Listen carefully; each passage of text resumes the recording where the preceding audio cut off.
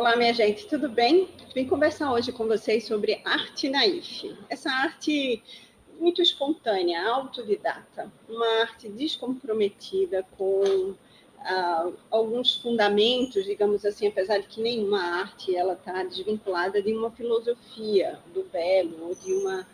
de um princípio estético, né? Mas esse é o movimento artístico, a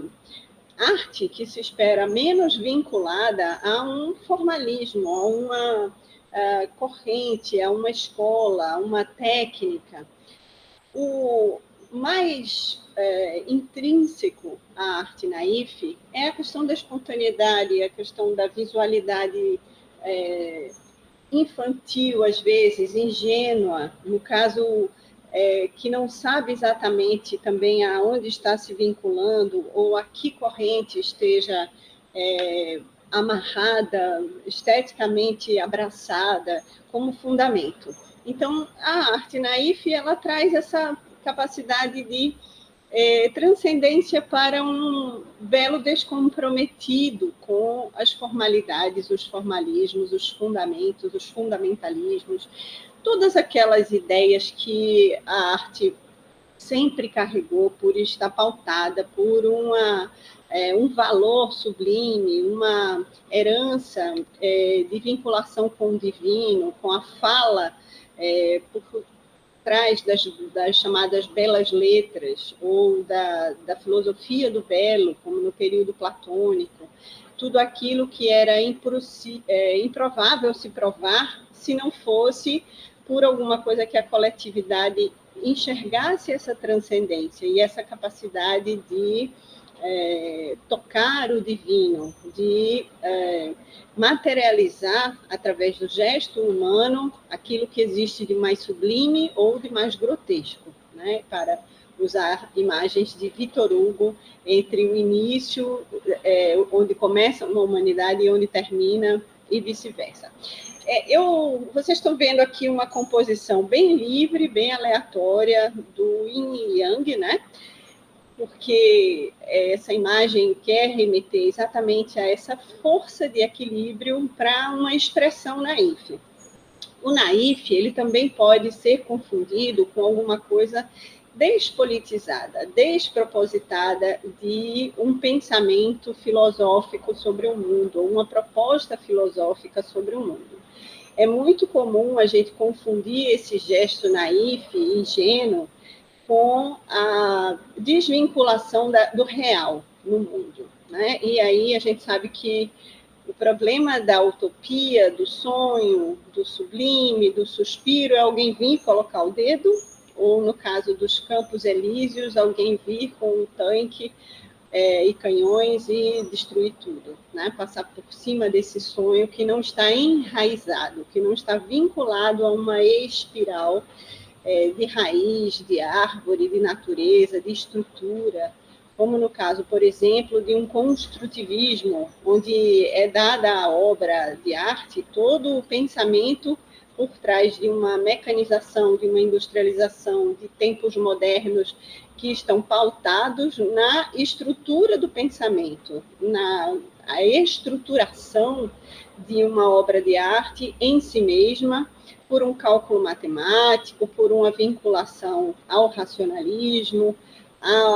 aquilo que requer uma sensação rígida, pautada na lógica. E aqui a gente tem o oposto. A gente tem um significado outro, que busca uma ludicidade, de fato, pelo gesto espontâneo, o gesto espontâneo, de preferência autodidata, que espera ser, de alguma maneira, um gesto único, como sopro divino, alguma coisa que se vincule a esse gesto que a teoria impura vai condenar, porque ela diz que não existe nada novo, que não existe nada puro, que não existe nada ingênuo no mundo. Mas, independente do que diz a teoria impura, independente do que prezam os racionalistas, independente dos que prezam os estruturalistas, independente de todas essas vinculações, é preciso dar, pelo menos à arte naif, esse olhar de contemplação. Essa é a palavra. O naif, ele não quer modificar o pensamento, ele quer uma contemplação e, no lugar do deleite, quem sabe, uma elevação que seja por um instante, por um fragmento, por uma expressão pautada nesse gesto autodidata, nessa inocência, nessa ingenuidade, antes que cheguem os canhões, os tanques e o dedo no suspiro. Então, a arte naif, ela quer essa ludicidade de um carnaval, por exemplo, de Olinda, para a gente usar uma imagem muito interessante, né? Onde aquelas pessoas que se organizam em blocos com roupas semelhantes, elas querem viver esse lugar do lúdico, com algum sonho, com alguma ingenuidade, alguma inocência, e que logo precisam estar criando artifícios para autoproteção nesse lugar de tanta exposição como é um carnaval. Mas que as autoridades, né, no caso do carnaval, têm a obrigação de tornar possível, porque as pessoas... É uma garantia a um direito humano a possibilidade de um sonho, ainda que seja um sonho assegurado, no caso do carnaval, por 3 dias, no calendário de 365, num ano, no período de um ano, no intervalo de um ano, este momento lúdico, este momento de apreciação do belo, pelo sublime, pelo naif, pela ingenuidade, pela transfiguração de uma metáfora de si mesmo, de uma projeção de um eu lírico, precisa estar protegido pelas autoridades, precisa estar protegido pela própria sociedade, dentro de um código de respeito àquele momento de vivência do sonho. E a experiência das máscaras, do lúdico, das flores, da lírica, de toda essa tradição que preza pelo carnavales, não está apenas vinculada ao abuso da carne, à exposição da carne, mas também uma busca pela elevação a partir do belo, do sublime, do ingênuo, do lírico, do eu lírico. Né? Então, é isso que na arte a gente vai estudar como movimento artístico naif, como arte naif. E, claro, a gente tem muito que observar em tempos como estes, as possibilidades da arte naif não está seduzindo para uma utopia impossível, impraticável. No entanto, é preciso, assim como se faz com outras expressões artísticas, proteger também esses códigos e essa possibilidade de existência de alguma coisa que não está imediatamente se vinculando a nenhuma tradição, que está buscando um gesto espontâneo, que está buscando uma autenticidade e uma espontaneidade, no mais do possível, livre dos racionalismos, livre daquilo que signifique uma vinculação e uma estrutura.